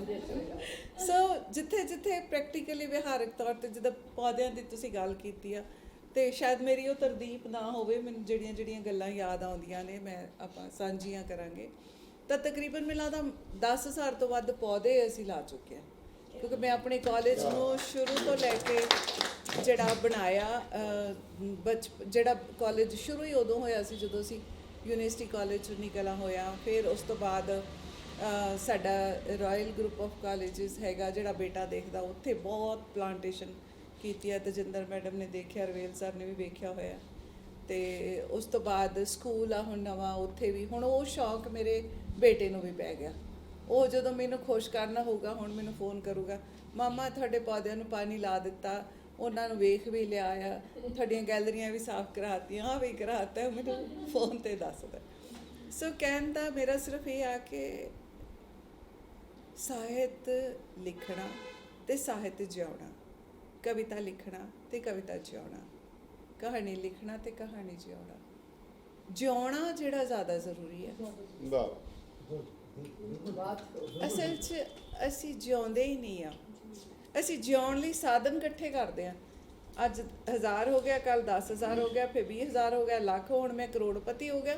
ਕਦੋਂ ਹੋਊਗਾ? ਜਦੋਂ 60 ਸਾਲ ਮੇਰੇ ਗੋਡੇ ਤੁਰਨੋਂ ਹਟ ਜਾਣਗੇ, ਫਿਰ ਮੈਂ ਕਿੱਥੇ ਜਾਊਂਗਾ ਭਾਈ? ਸੋ ਥੋੜੀ ਜਿਹੀ ਮਤਲਬ ਦੇਖੋ, ਜ਼ਿੰਦਗੀ ਦਾ ਸਪੈਨ ਤਾਂ ਓਡਾ ਹੀ ਆ। ਸਾਲ ਲਮਹੇ ਸਭ ਨੂੰ ਮਿਲੇ ਆ। ਪਤਾ ਨਹੀਂ ਕਦੋਂ ਉਹ ਮੈਨੂੰ ਸਾਹਮਣੇ ਰੁੱਖ ਦਿਸਦਾ ਪਿਆ ਤੁਹਾਡੇ ਘਰ ਦੇ ਸਾਹਮਣੇ, ਉਹਦਾ ਚੋਂ ਪਹਾੜ ਲੱਥਾ ਹੋਇਆ, ਮਤਲਬ ਇੱਧਰਲਾ ਪਾਸਾ ਰੁੱਖ ਵਿੱਚੋਂ ਦਿਸਦਾ ਅਜੇ ਸਾਬਤ ਖੜਾ ਹੈ। ਜੇ ਅਗਲਾ ਮੀਂਹ ਪਿਆ ਤੇ ਪਤਾ ਨਹੀਂ ਉਹ ਢਹਿ ਪੈਣਾ। ਸੋ ਜ਼ਿੰਦਗੀ ਇੱਦਾਂ ਦੀ ਆ। ਮੈਨੂੰ ਹੁਣ ਇਹ ਲੱਗਦਾ ਹੁੰਦਾ ਵੀ ਮਰਨ ਮਿੱਟੀ ਵਾਲਾ ਜਿਹੜਾ ਸਿਸਟਮ ਹੈ ਨਾ, ਮੇਰੇ 'ਤੇ ਵੀ ਉਹ ਚੱਲ ਰਿਹਾ। ਵੀ ਜਦੋਂ ਕੋਈ ਬੰਦਾ ਬਾਹਲਾ ਹੀ ਉਹ ਹੋ ਜਾਂਦਾ ਹੈ, ਸੂਖਮ ਮਹਿਸੂਸ ਕਰਨ ਵਾਲਾ, ਝੱਟ ਰੋ ਪੈਂਦਾ, ਤਾਂ ਮੈਨੂੰ ਲੱਗਦਾ ਹੁੰਦਾ ਵੀ ਇਹਦਾ ਹੁਣ ਟਾਈਮ ਜਿਹੜਾ ਹੈ ਨਾ ਉਹ ਇਹ ਗਲਤ ਹੋਣ ਵਾਲਾ। ਨਹੀਂ ਚਲੋ, ਮਤਲਬ ਮਹਿਸੂਸ ਹੋਣ ਦੀ, ਮੈਂ ਆਪਣੀ ਮਹਿਸੂਸੀਆਤ ਦੀ ਗੱਲ ਦੱਸਦੀ ਹਾਂ। ਮੈਨੂੰ ਚੀਜ਼ਾਂ ਬਹੁਤ ਮਹਿਸੂਸ ਹੁੰਦੀਆਂ ਨੇ, ਬਹੁਤ ਸੂਖਮ ਆ। ਕੋਈ ਗੱਲ ਕਰੇ ਤੇ ਮੈਂ ਰੋ ਪੈਂਦੀ ਹਾਂ, ਕਿਸੇ ਨੂੰ ਕੁਝ ਕਹਿਣਾ ਹੋਵੇ ਤੇ ਮੈਂ ਰੋ ਪੈਂਦੀ ਹਾਂ, ਹੈ ਨਾ। ਮਤਲਬ ਉਹ ਗੱਲਾਂ ਨੂੰ ਤੁਸੀਂ ਪਤਾ ਨਹੀਂ ਨੇਚਰ ਆ। ਸੋ ਜਿਹੜੀ ਸਿਰਜਣਾ ਹੈ ਉਹ ਇਕੱਲੀ ਜਦੋਂ ਅਸੀਂ ਲਿਟਰੇਚਰ ਦੇ ਪੱਖ ਤੋਂ ਵੇਖਦੇ ਹਾਂ ਤਾਂ ਜੋ ਮੈਂ ਮਹਿਸੂਸ ਕਰਦੀ ਹਾਂ ਟੋਟੈਲਿਟੀ ਦੇ ਵਿੱਚ, ਉਹ ਇਹ ਆ ਕਿ ਇੱਕ ਹੈਨ ਪੈਕਡ ਕੇਜਿਸ ਨੇ ਜਿਨ੍ਹਾਂ 'ਚ ਅਸੀਂ ਬੰਦ ਆ। ਅਸੀਂ ਉਸ ਸੋਚ ਤੋਂ ਸੱਜੇ ਤੇ ਖੱਬੇ ਨਹੀਂ ਹੁੰਦੇ ਪਾਏ। ਬਚਪਨ 'ਚ ਮੈਨੂੰ ਸਿਖਾ ਦਿੱਤਾ ਵੀ ਮੈਂ ਕੁੜੀ ਹਾਂ, ਕੁੜੀਆਂ ਨੂੰ ਬਣਾਇਆ ਜਾਂਦਾ ਆ, ਜੰਮਦੀਆਂ ਆ, ਹੈ ਨਾ, ਐ ਮੁੰਡਾ ਆ, ਇਹ ਕੁੜੀ ਆ। ਤਾਂ ਉਹ ਜਿਹੜੀ ਸਾਡੇ ਅੰਦਰ ਉਹ ਵੱਖਰਤਾ ਪੈਦਾ ਕਰ ਦਿੱਤੀ ਆ, ਉਹਨੇ ਸਾਡੀ ਸਾਰੀ ਉਮਰ ਸਾਡੇ ਅੰਦਰ ਕੰਡੇ ਵਾਂਗ ਵੱਜਦੀ ਰਹਿੰਦੀ ਹੈ। ਔਰ ਉਹਨੇ ਤੁਹਾਨੂੰ ਕਹਿ ਲਓ ਕਿ ਸਹਿਜ ਨਹੀਂ ਜਿਉਣ ਦੇਣਾ। ਗੱਲ ਤਾਂ ਦੋ ਮਨੁੱਖ ਆ, ਅਸੀਂ ਸਿਰਫ ਕੁੜੀ ਤੇ ਮੁੰਡਾ ਬਣਾ ਦਿੱਤੇ ਆ, ਅਸੀਂ ਮਨੁੱਖ ਨਹੀਂ ਬਣੇ। ਉਹ ਮਨੁੱਖ ਬਣਨ ਦਾ ਜਿਹੜਾ ਸਫ਼ਰ ਆ, ਉਹ ਚਾਹੇ ਸਾਹਿਤ ਰਾਹੀਂ ਲੈ ਲਓ, ਪੜ੍ਹਾਈ ਰਾਹੀਂ ਲੈ ਲਓ, ਗਿਆਨ ਦਾ ਵਿਵੇਕ ਬਣਨ 'ਚ ਲੈ ਲਓ। ਸੋ ਕਿਸੇ ਵੀ ਤਰ੍ਹਾਂ ਤੁਸੀਂ ਇਹਨੂੰ ਮਹਿਸੂਸ ਕਰ ਸਕਦੇ ਆ। ਅਤੇ ਜਦੋਂ ਤੁਸੀਂ ਇਸ ਚੀਜ਼ ਨੂੰ, ਮੇਰੇ ਮਨ ਦੇ ਵਿੱਚ ਬੜੀ ਆ ਬੀਇੰਗ ਸਾਹਿਤ ਅਕੈਡਮੀ ਦੇ ਵਿੱਚ ਅਸੀਂ ਸਾਰੀ ਟੀਮ ਬਹੁਤ ਚੰਗੀ, ਮੇਰੇ ਕੋਲ ਟੀਮ ਆ, ਅਸੀਂ ਸਾਰੇ ਕਾਮੇ ਬੰਦੇ ਆ ਮੇਰੇ ਨਾਲ, ਤੁਸੀਂ ਬੜਾ ਤੁਹਾਡਾ ਤਜਰਬਾ ਹੈਗਾ। ਉਸੇ ਨੂੰ ਲੈ ਕੇ ਮੈਂ ਇਹ ਚਾਹੁੰਦੀ ਹਾਂ, ਮੇਰੇ ਮਨ 'ਚ ਖਵਾਹਿਸ਼ ਆ, ਚਾਹੇ ਅਸੀਂ ਓਵਰਸੀਜ਼ ਪ੍ਰੋਗਰਾਮ ਕਰਦੇ, ਕੈਨੇਡਾ, ਆਸਟ੍ਰੇਲੀਆ, ਔਨਲਾਈਨ ਆਫਲਾਈਨ ਬਹੁਤ ਪ੍ਰੋਗਰਾਮ ਕੀਤੇ ਆ, ਅਤੇ ਇੱਕ ਜਜ਼ਬਾ ਹੁੰਦਾ, ਇੰਟੈਂਸਿਟੀ ਆ, ਹੋਰ ਕੁਝ ਨਹੀਂ ਆ ਮੇਰੇ ਕੋਲ, ਸ਼ਿੱਦਤ ਆ ਬਹੁਤ। ਅਤੇ ਉਹਨੂੰ ਮੈਂ ਚਾਹੁੰਦੀ, ਜੇ ਅਸੀਂ ਵਿਚਾਰ ਬਦਲ ਲਵਾਂਗੇ ਤਾਂ ਉਹ ਸਮਾਜ ਸਾਹਮਣੇ ਆਊਗਾ ਜਿਸ ਨੂੰ ਅਸੀਂ ਸੋਚਦੇ ਹਾਂ ਵੀ ਇੱਦਾਂ ਦਾ ਹੋਵੇ। ਯਾਨੀ ਮੈਨੂੰ ਉਸ ਤਰ੍ਹਾਂ ਨਾਲ ਦੱਸਣਾ ਨਾ ਮੈਂ ਪਾ ਰਹੀ ਹਾਂ ਕਿ ਜਿੱਥੇ ਮਨੁੱਖ ਦੀ ਮਨੁੱਖ ਵਜੋਂ ਪਹਿਚਾਣ ਹੋਵੇ, ਔਰਤ ਮਰਦ ਵਜੋਂ ਨਹੀਂ, ਕੁੜੀ ਮੁੰਡੇ ਵਜੋਂ ਨਹੀਂ, ਕਾਸਟਿਜ਼ਮ ਵਜੋਂ ਨਹੀਂ। ਜੇ ਹੁਣ ਅਸੀਂ ਕਿਸੇ ਕਹਿ ਦਿੰਦੇ ਹਾਂ ਜੀ ਇਹ ਦਲਿਤ ਲੇਖਕ ਆ, ਇਹ ਫਲਾਣੇ ਵਰਗ ਦਾ ਹੈ, ਇਹ ਲੇਖਕ ਵੰਡੇ ਹੋਏ ਨੇ, ਇਹ ਫਲਾਣੇ ਗਰੁੱਪ ਦਾ ਹੈ, ਇਹ ਉਸ ਗਰੁੱਪ ਦਾ ਹੈ ਨਾ। ਇਹ ਸਾਰੀਆਂ ਚੀਜ਼ਾਂ ਜਿਹੜੀਆਂ ਨਾ, ਮਤਲਬ ਮਨੁੱਖ ਨੂੰ ਮਨੁੱਖ ਹੋਣ ਦਾ ਮਾਣ, ਅਹਿਸਾਸ ਉਹ ਚਾਹੀਦਾ ਦੇਣਾ, ਉਹ ਇੱਕ ਖਾਹਿਸ਼ ਹੈਗੀ ਆ। ਅਤੇ ਅਸੀਂ ਜੇ ਆਪਾਂ ਸਾਰੇ ਜਾਣੇ ਰਲ ਕੇ ਸੋਚ ਕੇ ਕੁਝ ਇੱਦਾਂ ਦਾ ਸਾਹਮਣੇ ਲਿਆ ਸਕੀਏ ਤਾਂ ਵੈਸੇ ਤਾਂ ਸਹਿਜ ਵੇਖੋ ਨੈਚੁਰਲ ਉਹਦੇ 'ਚੋਂ ਨਿਕਲਣਾ, ਪ੍ਰਵਿਰਤੀ ਆ, ਸਮਾਜ 'ਚ ਵਿਚਰਦੇ ਹਾਂ, ਜੋ ਸਾਡੇ ਸਾਹਮਣੇ ਆਉਂਦਾ ਅਸੀਂ ਉਹਨੂੰ ਲਿਖ ਦਿੰਦੇ ਹਾਂ ਕਿਸੇ ਤਰ੍ਹਾਂ ਨਾਲ। ਪਰ ਇਸ ਵਰਤਾਰੇ ਨੂੰ ਸਮਝਣਾ ਬੜਾ ਜ਼ਰੂਰੀ ਹੈ ਕਿ ਜਿਵੇਂ ਮੈਂ ਬੜੀ ਉਦਾਹਰਨ ਦਿੰਦੀ ਹਾਂ, ਕਹਾਣੀ 'ਤੇ ਗੱਲ ਕਰ ਲੈਂਦੇ ਹਾਂ ਆਪਾਂ ਜੀ। ਮੌਤ ਕਦੇ ਪੁੰਜੇ ਨਹੀਂ ਬੈਠਦੀ। ਵਾਹ ਵਾਹ, ਬਹੁਤ ਅੱਛਾ। ਕਹਾਣੀ ਕਿੱਥੋਂ ਸ਼ੁਰੂ ਹੁੰਦੀ ਹੈ? ਜਿਸ ਦਿਨ ਦਰਬਾਰ ਸਾਹਿਬ ਅੰਮ੍ਰਿਤਸਰ ਦੇ ਵਿੱਚ ਬੰਦਾ ਇੱਕ ਅੰਦਰ ਜਾ ਵੜਦਾ ਟੱਪ ਕੇ, ਅਤੇ ਉਹਨੂੰ ਬੇਅਦਬੀ ਕਹਿੰਦੇ ਹੁੰਦੇ। ਵੈਸੇ ਮੇਰੀ ਤਾਂ ਇਹ ਆ ਕਿ ਗੁਰੂ ਗ੍ਰੰਥ ਸਾਹਿਬ ਏਡਾ ਮਹਾਨ ਆ ਕਿ ਉਹਦੀ ਬੇਅਦਬੀ ਕੋਈ ਕਰ ਹੀ ਨਹੀਂ ਸਕਦਾ। ਬੇਅਦਬੀ ਸ਼ਬਦ ਉੱਥੇ ਵਰਤਣਾ ਵੀ ਮੈਨੂੰ ਹੱਤਕ ਲੱਗਦੀ ਆ, ਬੋਲਣ 'ਚ ਵੀ ਇਹ ਹੱਤਕ ਮਹਿਸੂਸ ਹੁੰਦੀ ਆ ਵੀ ਉਹ ਬੇਅਦਬੀ ਹੋ ਗਈ ਆ, ਉਹ ਨਹੀਂ ਹੋ ਸਕਦੀ, ਇਟਸ ਨਾਟ ਪੋਸੀਬਲ। ਇਹ ਸਾਡੀਆਂ ਥਾਟ ਆ। ਸੋ ਮੈਂ ਚਾਹੁੰਦੀ ਹਾਂ ਵੀ ਉਹ ਥਾਟ ਨੂੰ ਹੀ ਅਸੀਂ ਚੇਂਜ ਕਰ ਦਈਏ। ਉਹ ਕੋਈ ਵੱਖਰਾ ਹੀ ਸਮਾਜ ਉਹ ਹੋਵੇ ਉੱਥੇ।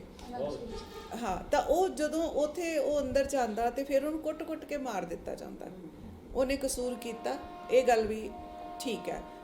ਅਸੀਂ ਜਿੱਦਾਂ ਦੇ ਅਸੀਂ ਬਣੇ ਹੋਏ ਆ, ਸਾਡੀਆਂ ਧਾਰਮਿਕ ਭਾਵਨਾਵਾਂ ਆ, ਉਹਨਾਂ ਨੂੰ ਉਹਨੇ ਨੁਕਸਾਨ ਪਹੁੰਚਾਇਆ, ਹਰਟ ਕੀਤਾ, ਪਰ ਅਸੀਂ ਬੰਦਾ ਮਾਰਤਾ, ਕੁੱਟ-ਕੁੱਟ ਕੇ ਮਾਰਤਾ। ਐਡਾ ਤੇ ਉਹ ਮਤਲਬ ਹੈ ਨਾ, ਕਿਉਂਕਿ ਜਨੂਨ ਆ, ਭੀੜ ਆ, ਉਹ ਭੀੜ ਬਣ ਗਈ ਤੇ ਭੀੜ ਦਾ ਕੋਈ ਸਿਰ ਨਹੀਂ ਹੁੰਦਾ।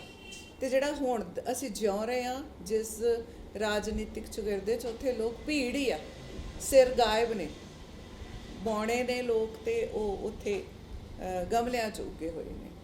ਸੋ ਉਹ ਜਦੋਂ ਉਸ ਗੱਲ ਨੂੰ ਮੈਂ ਲੱਗੀ, ਮੈਨੂੰ ਉਹਨੇ ਦੋ ਦਿਨ ਉਹਨੇ ਪਿੰਚ ਕਰਦੀ ਰਹੀ, ਚੁੱਭਦੀ ਰਹੀ, ਤਾਂ ਫਿਰ ਮੈਂ ਉੱਥੋਂ ਹੀ ਸ਼ੁਰੂ ਕੀਤੀ ਕਹਾਣੀ। ਉਹ ਕਹਾਣੀ ਇੱਥੋਂ ਤੁਰੀ, ਫਿਰ ਮੇਰੇ ਤੋਂ ਉਹ ਜਾ ਪਹੁੰਚੀ ਇੱਕ ਉਹਦੇ 'ਚ ਇੱਕ ਰਾਜਾ ਆ, ਉਹਨੇ ਲੋਕਾਂ ਨੂੰ ਐਨਕ ਦੇ ਦਿੱਤੀ ਆ, ਉਹ ਐਨਕ 'ਚੋਂ ਸਭ ਉਹਨਾਂ ਨੂੰ ਹਰਾ ਹਰਾ ਦਿਸਦਾ, ਜਾਂ ਜੋ ਦਿਖਾਉਣਾ ਚਾਹੁੰਦਾ ਉਹ ਦੇਖ ਰਹੇ ਨੇ।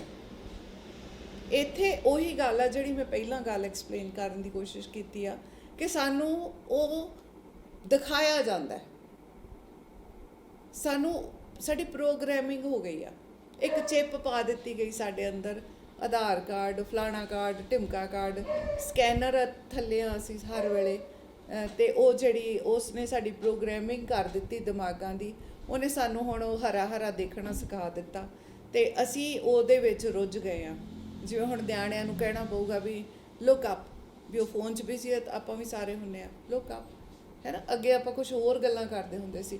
ਸੋ ਕੀ ਆ ਕਿ ਤੁਹਾਡਾ ਰਾਜਨੀਤੀ, ਤੁਹਾਡਾ ਉਹ ਸਾਰਾ ਚੁਗਿਰਦਾ ਵਿਚਾਰ ਸਭ ਦੀ ਪ੍ਰੋਗਰਾਮਿੰਗ ਕਰਕੇ ਤੁਹਾਨੂੰ ਛੱਡ ਰਹੇ ਆ, ਕੀੜਿਆਂ ਵਾਂਗੂ ਇੱਧਰ ਨੂੰ ਤੁਰ ਜਾਓ, ਇੱਧਰ ਨੂੰ ਤੁਰ ਜਾਓ, ਇੱਧਰ ਨੂੰ ਤੁਰ ਜਾਓ, ਜਿਵੇਂ ਰਿਮੋਟ ਕੰਟਰੋਲ ਕਿਸੇ ਦੇ ਹੱਥ ਆ। ਕਹਾਣੀ 'ਚ ਅੱਗੇ ਉਹ ਐਨਕਾਂ ਜਿਹੜੀਆਂ ਉਹ ਦੇ ਦਿੰਦਾ ਰਾਜਾ, ਤੇ ਜੇ ਕਿਸੇ ਨੂੰ ਲੱਗਦਾ ਕਿ ਮੈਨੂੰ ਬਾਰਿਸ਼ ਮਹਿਸੂਸ ਹੋਵੇ ਤਾਂ ਉਹ ਐਨਕ ਲਾ ਲੈਂਦਾ, ਤੇ ਉੱਥੇ ਬੈਠਾ ਆ, ਤੇ ਉਹਨੂੰ ਲੱਗਦਾ ਆਹਾ ਬੜਾ ਆਨੰਦ ਵਸਦਾ, ਬਾਰਿਸ਼ ਹੋ ਰਹੀ ਆ। ਕਿਸੇ ਨੂੰ ਲੱਗਦਾ ਮੇਰੇ ਕੋਲ ਆ ਹੋਵੇ, ਤੇ ਉਹ ਲੱਗਦਾ ਮੈਂ ਕਰੋੜਪਤੀ ਬਣ ਕੇ ਬੈਠਾ ਉੱਥੇ ਹੀ ਆ। ਤੇ ਉਹ ਗੱਲ ਮੈਨੂੰ ਸੁੱਝਦੀ ਕਿੱਥੋਂ ਆ ਕਿ ਜਦੋਂ ਅਸੀਂ ਅਮਰੀਕਾ ਗਏ ਤਾਂ ਉੱਥੇ 3D 4D ਹੁਣ ਸਿਨੇਮਾ ਸੀਗਾ, ਤਾਂ ਅਸੀਂ ਉੱਥੇ ਬੈਠੇ, ਮੈਂ ਉਹ ਵੇਖ ਰਹੀ ਹਾਂ ਸਿਨੇਮਾ ਦੇ ਵਿੱਚ, ਤਾਂ ਮੈਨੂੰ ਉੱਥੇ ਬਾਰਿਸ਼ ਹੁੰਦੀ ਹੈ, ਤੇ ਮੈਨੂੰ ਲੱਗਦਾ ਮੇਰੇ ਤੇ ਵੀ ਮੀਂਹ ਪੈ ਰਿਹਾ, ਚੂਹੇ ਉੱਥੇ ਤੁਰਦੇ ਆ ਸਟੇਜ ਤੇ, ਤੇ ਮੈਨੂੰ ਲੱਗਦਾ ਮੇਰੇ ਪੈਰਾਂ 'ਚ ਕੁੱਤਰ ਹੋ ਰਹੀ ਹੈ ਨਾ। ਸੋ ਉਹ ਚੀਜ਼ ਨੇ ਮੈਨੂੰ ਇੱਥੇ ਉਹਦੇ ਨਾਲ ਕੋਰਿਲੇਟ ਹੋ ਗਈ।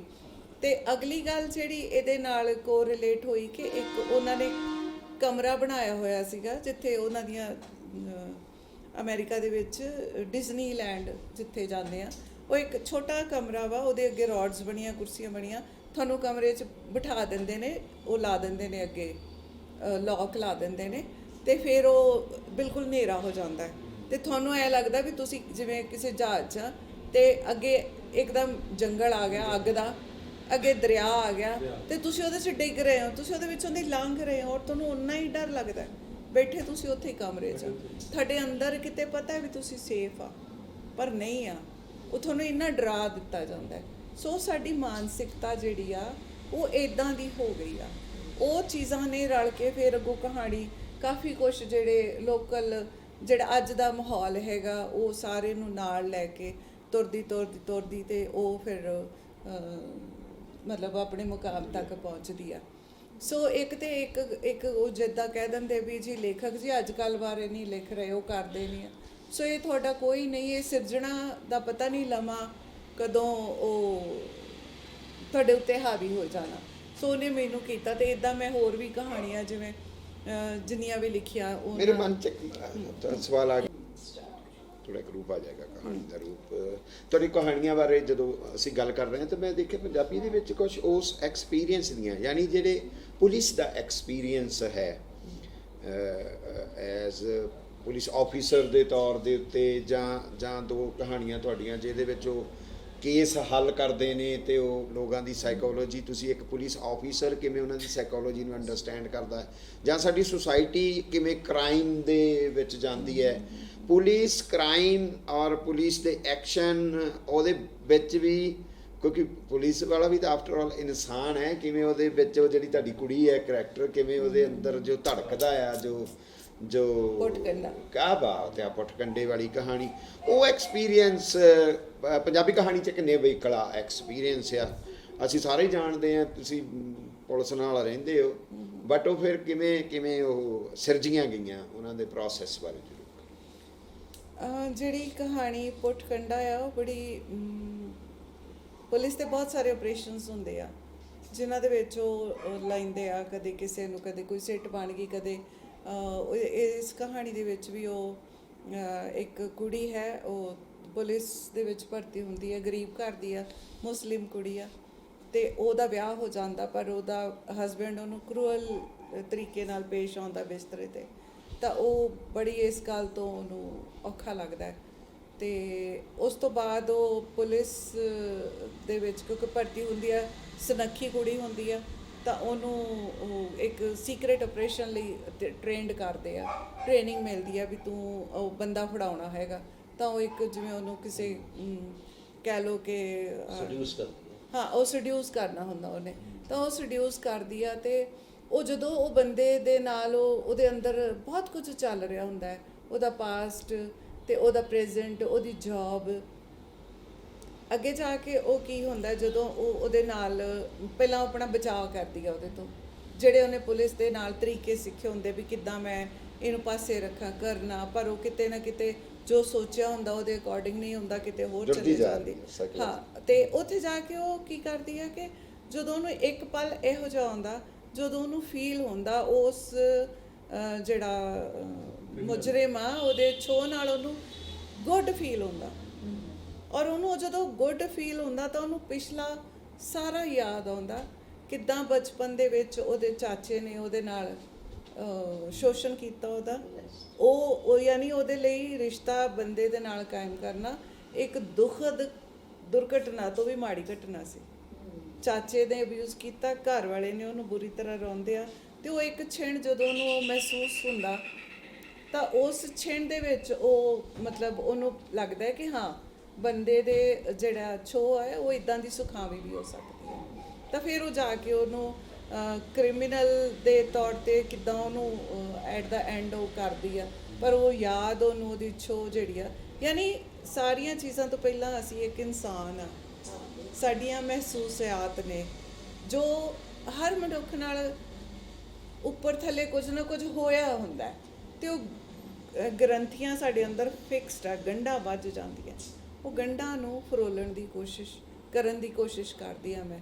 ਔਰ ਇਹਦੇ 'ਚ ਮੈਂ ਜੋ ਮਹਿਸੂਸ ਕਰਦੀ ਹਾਂ ਜਦੋਂ ਅਸੀਂ ਔਰਤ ਦੀ ਗੱਲ ਕਰਦੇ ਹਾਂ, ਤਾਂ ਤੁਸੀਂ ਕਿਸੇ ਨੂੰ ਪੁੱਛ ਲਓ ਤੂੰ ਖੁਸ਼ ਆ ਆਪਣੀ ਵਿਆਹਤਾ ਜ਼ਿੰਦਗੀ 'ਚ, ਅਗਲਾ ਪੌਜ਼ ਕਰ ਦੂਗਾ, ਨਾ ਹਾਂ ਕਹੂਗਾ ਨਾ ਕਹੂਗਾ, ਕੋਈ ਨਹੀਂ ਤੁਹਾਨੂੰ ਹਾਂ ਮੈਂ ਬਹੁਤ ਖੁਸ਼ ਹਾਂ, ਕਿਉਂਕਿ ਐਡਜਸਟਮੈਂਟਸ ਬਹੁਤ ਔਰਤ ਨੂੰ ਕਰਨੀਆਂ ਪੈਂਦੀਆਂ ਹੈ ਨਾ, ਉਹ ਹਰ ਵੇਲੇ ਬਲੀਡ ਕਰ ਰਹੀ ਹੈ, ਮਾਨਸਿਕ ਤੌਰ 'ਤੇ ਵੀ, ਫਿਜ਼ੀਕਲੀ ਵੀ, ਉਹਦੇ ਅੰਦਰ ਇੰਨੇ ਕੁ ਦੁੱਖ ਨੇ, ਔਰ ਉਸ ਦੁੱਖ ਨੂੰ ਸਮਝਣ ਦੀ ਕੋਸ਼ਿਸ਼ ਨਹੀਂ ਕੀਤੀ ਜਾਂਦੀ।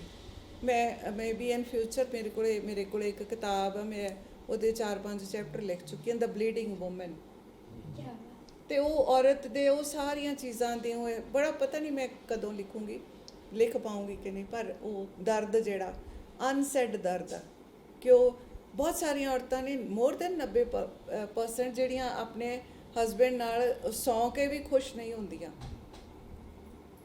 ਡਿਜ਼ਾਇਰਸ ਔਰਤ ਦੀਆਂ ਵੀ ਹੁੰਦੀਆਂ, ਪਰ ਅਸੀਂ ਸਮਝਦੇ ਹੀ ਨਹੀਂ ਆ, ਸਾਡਾ ਲਿਟਰੇਚਰ ਅਜੇ ਉੱਥੇ ਪਹੁੰਚਿਆ ਹੀ ਨਹੀਂ ਆ। ਜੇ ਕੋਈ ਔਰਤ ਕਹਾਣੀਕਾਰ ਇਹ ਕਹਾਣੀਆਂ ਲਿਖੂਗੀ ਨਾ, ਪਤਾ ਨਹੀਂ ਉਹਦੇ ਤੇ ਕਿੰਨੇ ਕੁ ਮਲੰਮੇ ਚਾਹ ਦੇਣਗੇ, ਕਿੰਨੇ ਕੁ ਦੋਸ਼ ਲਾ ਦੇਣਗੇ। ਮੈਨੂੰ ਤਾਂ ਲੱਗਦਾ ਇਹ ਕਹਾਣੀ ਜਿਵੇਂ ਤੂੰ ਦੱਸ ਰਹੇ ਹੋ ਨਾ, ਸ਼ਾਇਦ ਜਿਹੜੀ ਉਹ ਡੈਥ ਆਫ ਦੀ ਆਥਰ ਵਾਲਾ ਕਨਸੈਪਟ ਹੈ ਨਾ, ਉੱਥੇ ਜਾ ਕੇ ਦੇਖੋ ਨਾ ਇਹ ਕਹਾਣੀ ਜੋ ਤੁਸੀਂ ਦੱਸ ਰਹੇ ਆ, ਮੈਂ ਕਹਾਣੀ ਪੜ੍ਹੀ ਹੈ, ਮੈਨੂੰ ਕਹਾਣੀ ਇਦਾਂ ਨਹੀਂ ਲੱਗੀ ਹੈ ਨਾ, ਤੇ ਸਿਰਫ ਇਹਦੀ ਗੱਲ ਨਹੀਂ ਆ ਉਹ ਕਹਾਣੀ ਵਿੱਚ ਤੁਸੀਂ ਜਿੱਦਾਂ ਜਿੱਦੀ ਤੁਹਾਡਾ ਆਪਣਾ ਵਰਜ਼ਨ ਹੈ, ਪਾਠਕ ਦਾ ਇੱਕ ਆਪਣਾ ਵਰਜ਼ਨ ਹੈ, ਬਿਲਕੁਲ ਹੈ ਨਾ, ਤਾਂ ਹੀ ਉਹ ਕਨਸੈਪਟ ਉਹ ਲੰਬਾ ਅਰਥ ਵਾਲਾ ਹੁੰਦਾ, ਹਰ ਇੱਕ ਦੀ ਇੰਟਰਪ੍ਰੀਟੇਸ਼ਨ ਡਿਫਰੈਂਟ ਹੈ ਨਾ, ਉਹ ਤਾਂ ਹਰ ਬੰਦੇ ਨੇ ਆਪਣੇ ਐਂਗਲ ਉਹਨੂੰ ਵੇਖਣਾ, ਪਰ ਤਾਂ ਹੀ ਹੁੰਦਾ ਕਿ ਲਿਟਰੇਚਰ ਫਿਰ ਪਾਠਕ ਦਾ ਹੋ ਜਾਂਦਾ, ਬਿਲਕੁਲ ਆਥਰ ਦਾ ਨਹੀਂ, ਆਥਰ ਛੱਡ ਜਾਂਦਾ। ਤੁਸੀਂ ਉਸ ਗੱਲ ਨੂੰ ਜ਼ਿਆਦਾ ਸਮਝੋਗੇ, ਅਸੀਂ ਤਾਂ ਸਾਈਕੋਲੋਜੀ ਦੇ ਬੰਦੇ ਨੇ, ਪਰ ਮੈਨੂੰ ਕਹਾਣੀ ਹੋਰ ਤਰ੍ਹਾਂ ਲੱਗਦੀ ਹੈ, ਇਦਾਂ ਨਹੀਂ ਲੱਗਦੀ।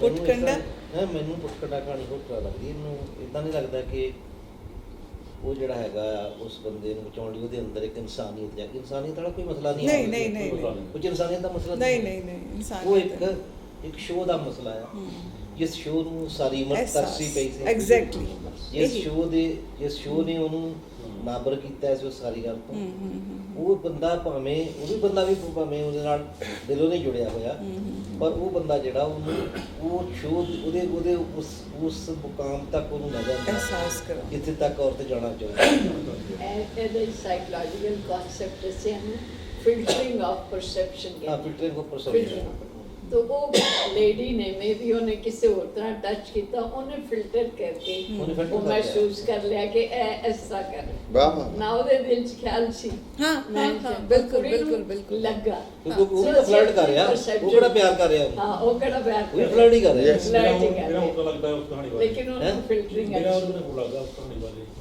ਕਿ ਜਿਹੜੀ ਸਾਈਕੋਲੋਜੀ ਉਹ ਕਹਿੰਦੀ ਹੈ ਕਿ ਸੈਕਸ ਦੇ ਵਿੱਚ ਹੁੰਦੇ ਨੇ ਬੰਦੇ ਦੇ ਵਿੱਚ ਗਿਆ ਔਰਤਾਂ ਦੇ ਵਿੱਚ ਜਦੋਂ ਉਹ ਟੱਚ ਹੁੰਦਾ ਨਾ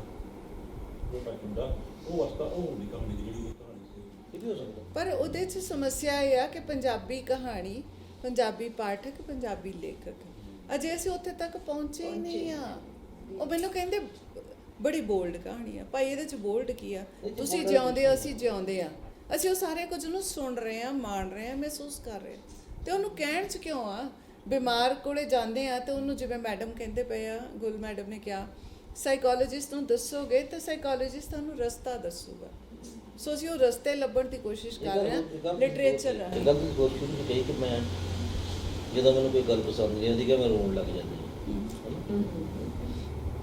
ਉਹ ਰੋਣਾ ਮੌਤ ਦੀ ਨਿਸ਼ਾਨੀ ਥੋੜੀ ਹੈ ਕੋਮਲ ਹਿਰਦੇ ਕੋਮਲ ਹਿਰਦੇ ਤੋਂ ਵੀ ਗਾਦੀ ਗੱਲ ਹੈ ਨਹੀਂ ਉਹ ਕੈਥਾਰਟਿਕ ਹੈ ਇਹ ਜਿਹੜਾ ਇਹਨਾਂ ਦਾ ਰੋਣਾ ਹੈ ਨਾ ਉਹ ਤਿੰਨ ਮੈਂ ਕਥਾ ਸੁਣ ਕੇ ਵੀ ਲੱਗ it is dealing with the stress ਤੁਸੀਂ ਸਟ੍ਰੈਸ ਨਾਲ ਡੀਲ ਕਿਸ ਤਰ੍ਹਾਂ ਕਰਦੇ ਹੋ ਦੈਟਸ ਟਰੂ ਤੁਹਾਨੂੰ ਇਹ ਤੁਸੀਂ ਇਹ ਨਿਸ਼ਾਨੀ ਲੱਭ ਰਹੇ ਹੋ ਕਿ ਸ਼ਾਇਦ ਮੈਂ ਖਤਮ ਹੋਣ ਜਾ ਰਹੀ ਹਾਂ ਲੋਕ ਨਹੀਂ ਮੈਂ ਤੁਹਾਡੀ ਗੱਲ ਸਮਝ ਗਈ ਨਹੀਂ ਤੁਹਾਡੀ ਗੱਲ ਮੈਂ ਸਮਝ ਗਈ ਪਰ ਮੈਂ ਤੁਹਾਨੂੰ ਇੱਕ ਗੱਲ ਦੱਸਦੀ ਆ ਮੈਨੂੰ ਲੱਗਦਾ ਹੁੰਦਾ ਹਰ ਪਲ ਇਦਾਂ ਜਿਉਂ ਕਿ ਅਗਲਾ ਪਲ ਹੈ ਕਿ ਨਹੀਂ ਮੌਤ ਜਿਹੜੀ ਹੈ ਨਾ ਤੁਸੀਂ ਇੱਥੇ ਕੈਂਡਲ ਯੈਸ ਤੁਸੀਂ ਮੋਮਬੱਤੀ ਜਗਾਓ ਤੇ ਉਹਨੂੰ ਤੁਸੀਂ ਮਾੜੀ ਜੀ ਹਵਾ ਨਾਲ ਫੂਕ ਵੱਜੀ ਜਾਂ ਕੁਝ ਵੀ ਉਹ ਲੋ ਇਦਾਂ ਨਹੀਂ ਟਿਮਟ ਇੱਕ ਇਦਾਂ ਕਰਕੇ ਉਹ ਕਰਦੀ ਆ ਤਾਂ ਉਹ ਜਿੰਨਾ ਕੁ ਛਿਣ ਲੱਗਦਾ ਨਾ ਉਹਨੂੰ ਉਹੀ ਜ਼ਿੰਦਗੀ ਆ ਤਾਂ ਮੈਨੂੰ ਐ ਲੱਗਦਾ ਵੀ ਹੁਣ ਜੀ ਲਓ ਭਰਪੂਰ ਜੀਓ ਅਸੀਂ ਜਿਉਂਦੇ ਹੀ ਨਹੀਂ ਮੈਂ ਕਿਹਾ ਅਸੀਂ ਵਸਤਾਂ ਇਕੱਠੀਆਂ ਕਰਦੇ ਰਹੇ ਵੇ ਕੋਈ ਇੱਥੇ ਹੋਵੇ ਇੱਥੇ ਹੋਵੇ ਸੋ ਹੁਣ ਅਸੀਂ ਸਾਰੇ ਜਾਣੇ ਜਿਉਂ ਰਹੇ ਆ ਲਿਟਰੇਚਰ ਰਾਹੀਂ ਠੀਕ ਹੈ ਹੱਸ ਰਹੇ ਆ ਖੇਡ ਰਹੇ ਆ ਇੱਕ ਦੂਜੇ ਨੂੰ ਸਮਝ ਰਹੇ ਆ ਮਹਿਸੂਸ ਕਰ ਰਹੇ ਆ ਔਰ ਬੜੀ એનર્ਜੀ ਨਾਲ ਜਾਵਾਂਗੇ ਅਸੀਂ ਫਿਰ ਤੋਂ ਹੋਰ ਕੁਝ ਲਿਖਣ ਦੇ ਲਈ ਤੇ ਉਹ ਜਿਹੜਾ ਸਾਡਾ ਸਰੋਕਾਰ ਨੇ ਸਮਾਜ ਨਾਲ ਜੁੜੇ ਹੋਏ ਉਹਨਾਂ ਦੀ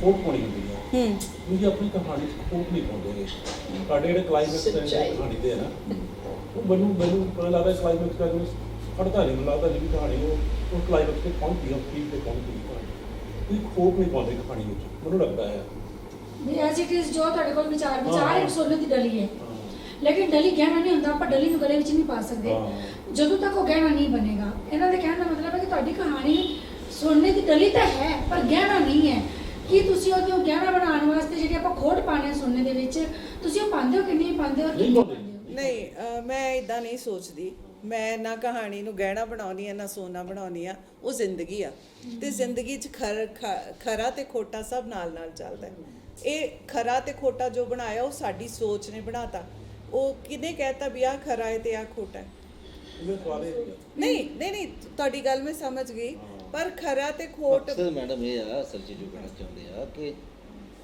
ਸਾਰੀ ਜੋ ਤੁਹਾਡੀ ਜਿਹੜਾ ਖਿਆਲ ਹੈ ਉਸ ਕਹਾਣੀ ਵਿੱਚ ਜੋ ਤੁਸੀਂ ਕਨਸੈਪਟ ਲਿਆ ਉਹਦੇ ਵਿੱਚ ਕਲਪਨਾ ਕਿੰਨੀ ਹੈ ਕਿਉਂਕਿ ਕਲਪਨਾ ਦੀ ਉਡਾਰੀ ਤੋਂ ਬਿਨਾਂ ਕਲਪਨਾ ਦੀ ਉਡਾਰੀ ਕਿੰਨੀ ਪਾਉਂਦੇ ਹੋ ਯਾਰ ਸਾਹਿਤ ਜਿਹੜਾ ਹੈ ਨਾ ਉਹ ਕਸੌਟੀ ਤੇ ਨਹੀਂ ਉਤਰਦਾ ਨਹੀਂ ਕਹਾਣੀ ਵਿੱਚ ਕਹਿੰਦੇ ਕਿ ਆਪਣੇ ਕੋਲ ਥਾਟ ਇੱਕ ਆ ਗਿਆ। ਮੈਡਮ ਮੈਂ ਸੌਰੀ ਟੂ ਸੇ ਮੈਂ ਕਿਸੇ ਕਸੌਟੀ ਤੇ ਉਤਰਨ ਲਈ ਨਹੀਂ ਲਿਖਦੀ। ਜੇ ਤੁਸੀਂ ਇਹ ਦੱਸੋ ਕਲਪਨਾ ਕਿੰਨੀ ਪਾਉਂਦੇ ਹੋ ਦੱਸੋ ਹਾਂ, ਜੀ। ਬਸ ਆਪਣਾ ਉਹ ਗੱਲ ਸਵਾਲ ਹੀ ਹੈ। ਪੁੱਛੋ ਬਹੁਤ ਸਾਰੀ ਕਲਪਨਾ ਹੁੰਦੀ ਹੈ ਜਦੋਂ ਉਹ ਮਹਿਸੂਸ ਕਰਦੀ ਹੈ, ਜੋ ਗੱਲਾਂ ਕਰ ਰਹੀ ਹੈ, ਜੋ ਆ ਉਹ ਸਾਰਾ ਉਹ ਸਾਰਾ ਕੁਝ ਕਾਲਪਨਿਕ ਹੀ ਹੈ। ਜੋ ਅਸੀਂ ਹੁੰਦੇ ਆ ਨਾ ਉਹ ਅਸੀਂ ਦਿਸਦੇ ਹੀ ਨਹੀਂ ਕਿਤੇ, ਆਪਾਂ ਅਸਲੀਅਤ ਤੋਂ ਬਹੁਤ ਦੂਰ ਆ। ਅਸੀਂ ਕਹਿੰਦੇ ਆ ਕੁੜੀਆਂ ਨੂੰ ਡੱਕੋ ਅੰਦਰ ਬੁਝਾਓ, ਤੇ ਜਿਹੜੀ ਕਵਿਤਾ ਥੋੜੀ ਜਿਹੀ ਬੋਲਡ ਹੁੰਦੀ ਉਹਨੂੰ ਅਸੀਂ ਐਪਰੀਸ਼ੀਏਟ ਬੜੇ ਕਰਦੇ। ਇਹ ਅਸੀਂ ਚੀਜ਼ਾਂ ਆਪਣੀਆਂ ਕੁੜੀਆਂ ਨੂੰ ਡੱਕਦੇ ਆ ਹਾਂ ਤੇ ਦੂਜੀਆਂ ਦੀਆਂ ਕੁੜੀਆਂ ਨੂੰ ਕਹਿੰਦੇ ਬਾਹਰ ਤੁਰੀਆਂ। ਐਗਜ਼ੈਕਟਲੀ। ਮਤਲਬ ਮਸਲਾ ਇਹ ਮੈਂ ਹੈ। ਦੱਸਦੀ ਆ, ਮੈਂ ਮਸਲਾ ਇਹ ਹੈ। ਮੇਰੀ ਕੁੜੀ ਇੱਕ ਕਵਿਤਾ ਸੀਗੀ, ਦੇਖੋ ਉਹਦੇ ਚ ਸੀਗਾ ਅੱਜ ਕੱਲ ਕੁੜੀਆਂ, ਹਾਂ ਵਾਚ ਕਰਤਾ ਹੈ ਹੈ ਨਾ, ਅੱਜ ਕੱਲ ਕੁੜੀਆਂ ਜਿਉਣ ਲੱਗੀਆਂ ਨੇ, ਬਹੁਤ ਅੱਛੇ। ਧੁੰਨੀ ਹੇਠ ਕਈ ਕੁਝ ਦਾ ਅਹਿਸਾਸ, ਕਿ ਖੁਸ਼ੀ ਬੇਗਾਨੇ ਹੱਥੀ ਨਹੀਂ ਸਵੈ ਲਈ ਵੀ ਇਹ ਮੁਯੱਸਰ। ਬਿਲਕੁਲ। ਕੁਝ ਕੁੜੀਆਂ ਆਪਸ ਵਿੱਚ ਜਦੋਂ ਮਿਲਦੀਆਂ ਬੁੱਲ ਚੁੰਮਦੀਆਂ, ਆਹੋ, ਦੇਹ ਦੀ ਆਜ਼ਾਦੀ ਮਾਣਦੀਆਂ ਸੁੰਘਦੀਆਂ। ਅੱਜ ਕੱਲ ਕੁੜੀਆਂ ਬੁਰੇ ਦੀ ਨੀਤ ਪਛਾਣਦੀਆਂ, ਹਿਰਸ ਹਵਸ ਨੂੰ ਜਾਣਦੀਆਂ, ਦਵੰਦ ਹੰਡਾਉਂਦੀਆਂ, ਤੂਫਾਨੀ ਨਦੀ ਵਾਂਗ ਸ਼ੂਕਦੀਆਂ, ਕੰਡੇ ਤੋੜਦੀਆਂ, ਹੱਸਦੀਆਂ ਕੂਕਦੀਆਂ। ਦੁਨਿਆਵੀ ਰੰਗਮੰਚ, ਅਦਾਕਾਰੀ ਦੇ ਜੌਹਰ, ਸਵੈ ਪਹਿਚਾਣ, ਜਵਾਬਦੇਹੀ ਵੀ ਸਵੈ ਨੂੰ। ਕਿ ਅੱਜ ਕੱਲ ਕੁੜੀਆਂ ਬੁੱਤਾਂ ਦੇ ਨਾਲ ਨਾਲ ਬੁੱਤ ਘਾੜੇ ਵੀ ਘੜ ਸਕਦੀਆਂ, ਕੀ ਬਾਤ ਹੈ, ਬਹੁਤ ਸਹੀ। ਮਾਲੂਮਾਤ ਨਾਲ ਲਬਰੇਜ਼ ਪੁਲਾੜ 'ਚ ਜਾਂਦੀਆਂ। ਕੁੜੀਆਂ ਪੇਂਟਿੰਗ ਕਰਦੀਆਂ, ਨੱਚਦੀਆਂ, ਮੁਦਰਾਵਾਂ ਵਿਖਾਉਂਦੀਆਂ, ਨਿਤ ਨਵੇਂ ਤਜਰਬੇ ਹੰਡਾਉਂਦੀਆਂ, ਬਾਂਦਰ ਮੂੰਹਾਂ ਦੇ ਕੱਸ ਕੇ ਮੂੰਹ ਭੰਨਦੀਆਂ। ਬਾਂਦਰ ਮੂੰਹਾਂ ਦੇ ਕੱਸ ਕੇ ਮੂੰਹ ਭੰਨਦੀਆਂ। ਅੱਜ ਕੱਲ ਕੁੜੀਆਂ ਉਹ ਨਾ ਰਹੀਆਂ, ਅੱਜ ਕੱਲ ਕੁੜੀਆਂ ਉਹ ਨਾ ਰਹੀਆਂ, ਸਹਿਜ ਜਿਉਂਦੀਆਂ, ਕਵਿਤਾ ਲਿਖਦੀਆਂ, ਬਾਤਾਂ ਪਾਉਂਦੀਆਂ। ਕਿ ਅੱਜ ਕੱਲ ਕੁੜੀਆਂ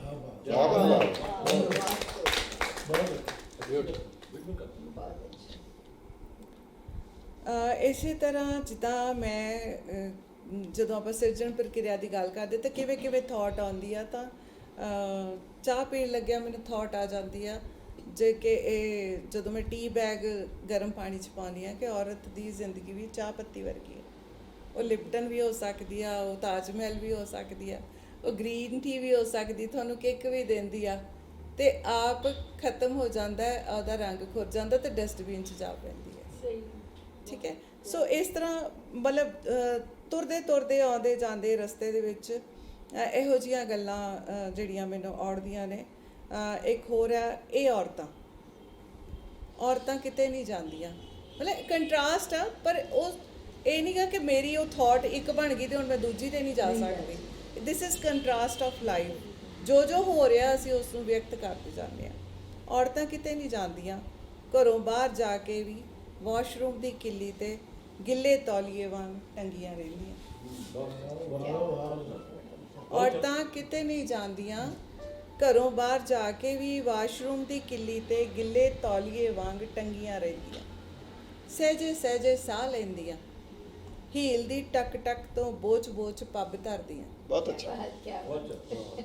ਅੰਗਾਂ ਦੇ ਉਭਾਰਾਂ ਨੂੰ ਘੜੀ ਮੁੜੀ ਚੁੰਨੀ ਨਾਲ ਢੱਕਦੀਆਂ। ਚਿਰਾਂ ਦੇ ਖਰੀਦੇ ਆਲੂ ਵਾਂਗਰ ਕਰੜ ਬਰੜੀਆਂ ਮਾਯੂਸ ਚੁੜਾਈਆਂ ਜਈਆਂ ਘਰ ਦੀ ਕਿਸੇ ਨੁਕਰੇ ਨਾਲੋਂ ਨਾਲ ਪੁੰਗਰ ਰਹੀਆਂ ਹੁੰਦੀਆਂ।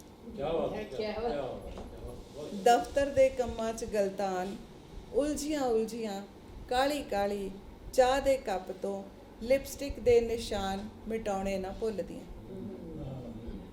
ਕਮ ਜ਼ਰਫ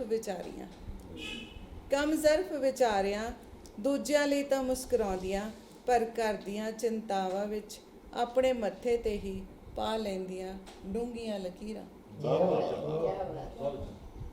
ਔਰਤਾਂ ਜਦੋਂ ਘਰੋਂ ਬਾਹਰ ਸਫ਼ਰ 'ਚ ਹੁੰਦੀਆਂ ਤਾਂ ਵੀ ਨਿਆਣਿਆਂ ਦੀ ਚਿੰਤਾ, ਘਰ ਦੀ ਖਟਰ ਪਟਰ ਨਾਲ ਹੀ ਚੁੱਕੀ ਫਿਰਦੀਆਂ। ਦੀਪਤੀ ਮੈਡਮ ਵਾਂਗੂ ਉਦਾਸੀ, ਬੇਚੈਨੀ, ਥਕਾਵਟ ਦਿਲ ਦੀਆਂ ਡੂੰਘੀਆਂ ਪਰਤਾਂ 'ਚ ਲੁਕਾਉਂਦੀਆਂ, ਘੂਰਦੀਆਂ ਨਜ਼ਰਾਂ ਨੂੰ ਪਿੰਡੇ ਤੋਂ ਝਾੜਦੀਆਂ। ਆਹਾ, ਬਹੁਤ ਅੱਛਾ। ਕੀ ਬਾਤ ਹੈ। ਵਾਹ ਵਾਹ ਵਾਹ ਵਾਹ। ਘੂਰਦੀਆਂ ਨਜ਼ਰਾਂ ਨੂੰ ਪਿੰਡੇ ਤੋਂ ਝਾੜਦੀਆਂ, ਬਿੰਦੀ ਵਾਂਗਰ ਬੈੱਡ ਦੀ ਢੋ ਤੇ ਬਿਨਾਂ ਗੂੰਦ ਦੇ ਚਿਪਕੀਆਂ ਰਹਿੰਦੀਆਂ। ਹਾੜਾ ਜੀ ਇਹ ਔਰਤਾਂ, ਹਾੜਾ ਜੀ ਇਹ ਔਰਤਾਂ ਜਿਨ੍ਹਾਂ ਘਰਾਂ ਤੋਂ ਤਿਰਸਕਾਰੀਆਂ ਜਾਂਦੀਆਂ, ਜਿਨ੍ਹਾਂ ਘਰਾਂ ਤੋਂ ਤਿਰਸਕਾਰੀਆਂ ਜਾਂਦੀਆਂ, ਉਹਨਾਂ ਘਰਾਂ ਦੀ ਪਰਿਕਰਮਾ ਵਿੱਚ ਜਿਉਣ ਦਾ ਭਰਮ ਲਈ ਜ਼ਿੰਦਗੀ ਗੁਜ਼ਾਰਦੀਆਂ ਇਹ ਔਰਤਾਂ। ਕੀ ਬਾਤ ਹੈ, ਬਹੁਤ ਖੂਬ। ਹੁਣ ਇੱਕ ਸਹਿਜ ਜਿਹੀ ਕਵਿਤਾ। ਤੇ ਸਹਿਜ ਕਰੋ ਸਾਨੂੰ, ਇਰਸ਼ਾਦ।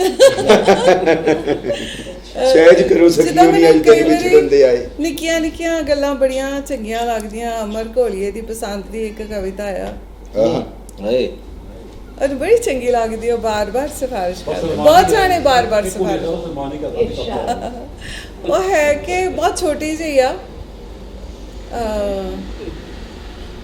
ਕੀ ਸੀ,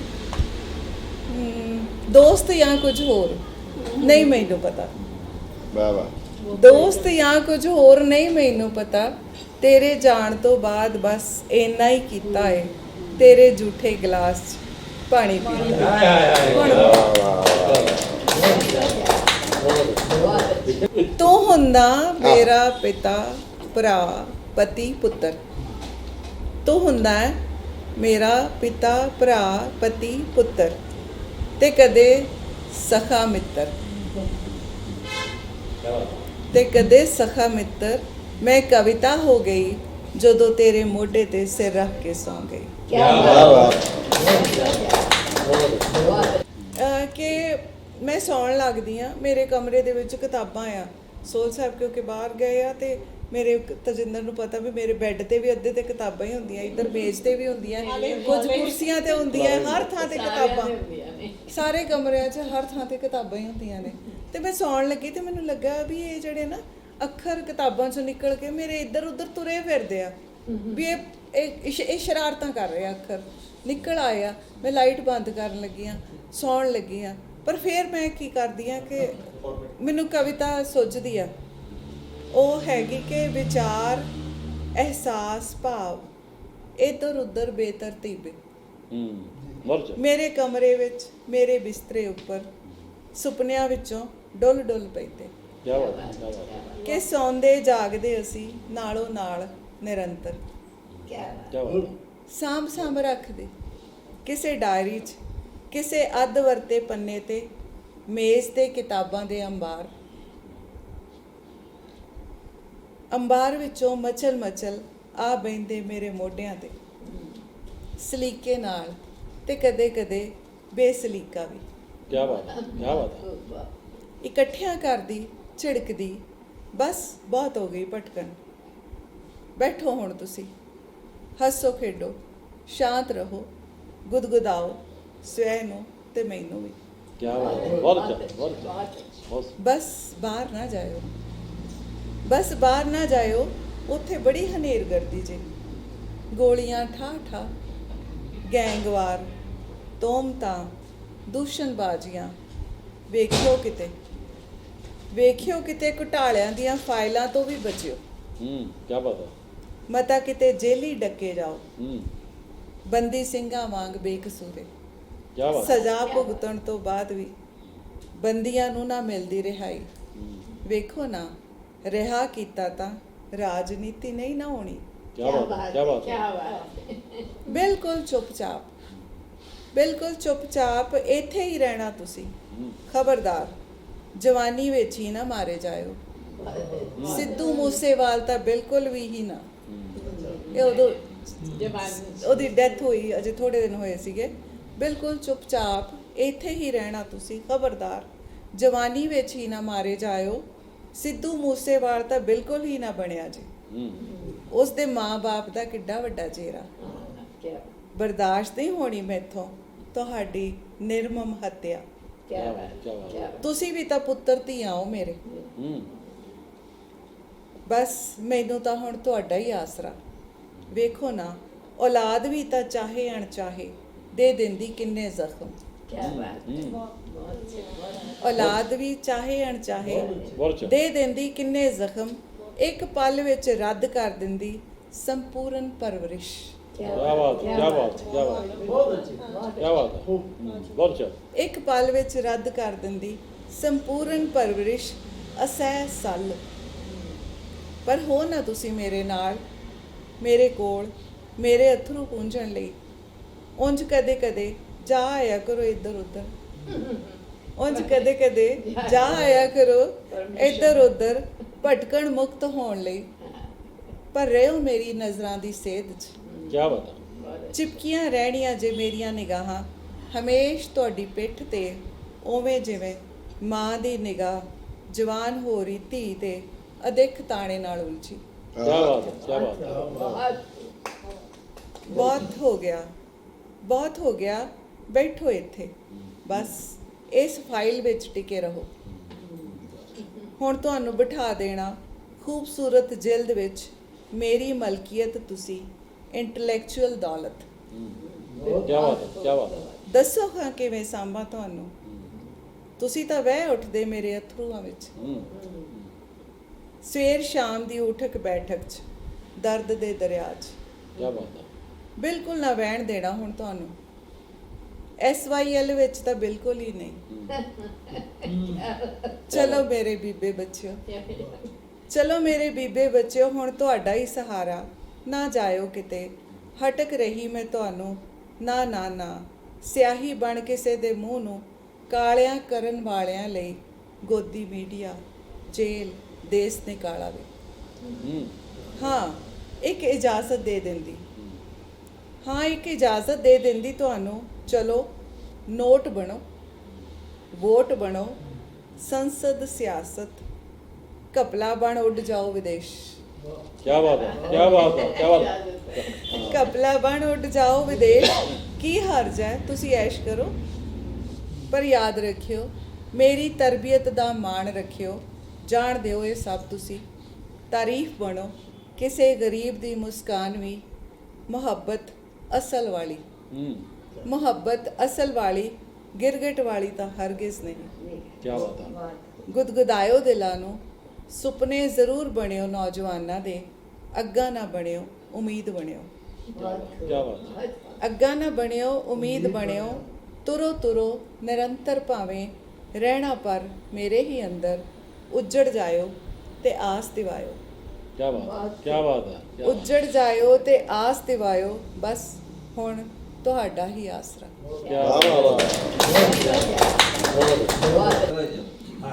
ਆ ਜਾ ਅੜਿਆ, है, क्या बात है, ਆ ਜਾ ਅੜਿਆ क्या ਗੱਲ बात है, ਕਰਨੇ ਆ। हाँ, ਆ ਜਾ ਅੜਿਆ ਗੱਲ ਕਰਦੇ ਆ, ਝਗੜਿਆਂ ਨੂੰ ਮੁਲਤਵੀ ਕਰਨੇ ਆ। ਦੀਦ ਦੀਆਂ ਤਰਹਾਈਆਂ ਅੱਖੀਆਂ, ਇਹਨਾਂ ਦੀ ਚੱਕ ਥਲ ਜਰਨੇ ਆ। क्या बात, क्या बात।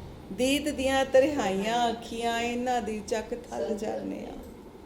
ਅੰਬਰ ਧਰਤੀ ਦੂਰ ਨਹੀਂ ਏ, ਸਭਨਾਂ ਨੂੰ ਸੰਗ ਲੈ ਟੁਰਨੇ ਆ। ਪੰਛੀਆਂ ਨੂੰ ਵੀ ਚੋਗਾ ਪਾਈਏ, ਪੰਛੀਆਂ ਨੂੰ ਵੀ ਚੋਗਾ ਪਾਈਏ, ਭੁੱਖੇ ਹੱਥ ਰੋਟੀ ਧਰਨੇ ਆ। ਹੋਛੇ ਹੁਦਰੇ ਹੋ ਹੱਕ ਨਾ ਖੋਈਏ, ਹੋਛੇ ਹੁਦਰੇ ਹੋ ਹੱਕ ਨਾ ਖੋਈਏ, ਚੱਲ ਜ਼ਖਮਾਂ ਤੇ ਫੰਬੇ ਧਰਨੇ ਆ। क्या बात है, क्या बात है। ਚਲੋ ਚਲੀ ਦੀ ਇਸ ਦੁਨੀਆ ਵਿੱਚ, ਚਲੋ ਚਲੀ ਦੀ ਇਸ ਦੁਨੀਆ ਵਿੱਚ, ਸਾਂਭ ਸਭਈਆ ਚੱਲ ਕਰਨੇ ਆ। क्या बात है, क्या बात है, ਚਲੋ ਚਲੀ ਦੀ ਇਸ ਦੁਨੀਆ ਵਿੱਚ, ਸਾਂਭ ਸੰਭਈਆ ਚੱਲ ਕਰਨੇ ਆ। ਪਤਾ ਨਹੀਂ ਕਦੋਂ ਆਵਾਜ਼ ਪੈ ਜਾਵੇ, ਪਤਾ ਨਹੀਂ ਕਦੋਂ ਆਵਾਜ਼ ਪੈ ਜਾਵੇ, ਪੈਕਿੰਗ ਸ਼ੈਕਿੰਗ ਕਰ ਛੱਡਨੇ ਆ।